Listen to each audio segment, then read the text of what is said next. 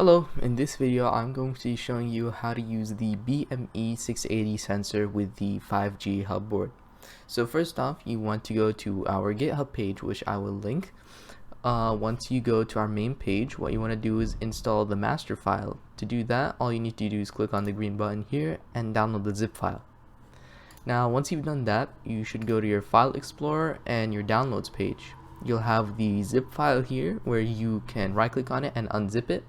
Now once you have that file unzipped, what you need to do is click on the file, and we're going to navigate to our kit sketches and then go to lesson 22.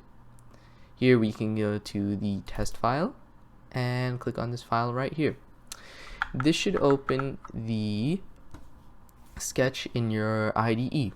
So now to set up the code, what we need to do is go to tools and select the correct board, which is the 5G MB IoT board, and we also want to connect our board to our PC and select the right COM port.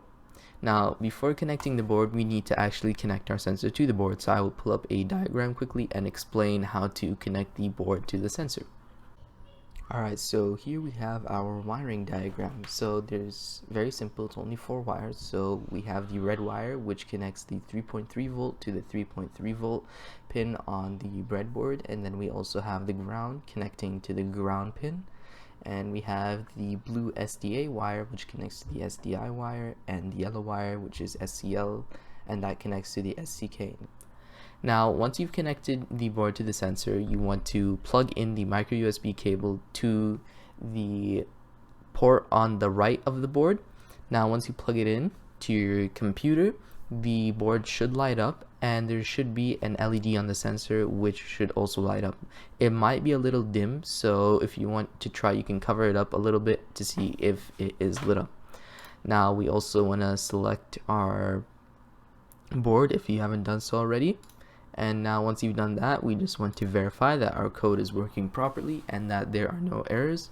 And then after that, we can upload it to our board and run the code. So it's done compiling and we can upload now.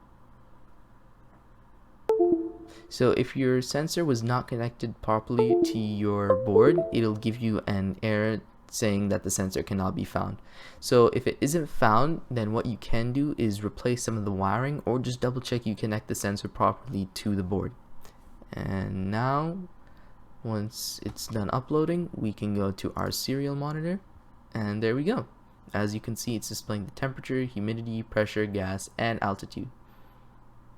So yeah, that's pretty much it for this video. Thanks for watching.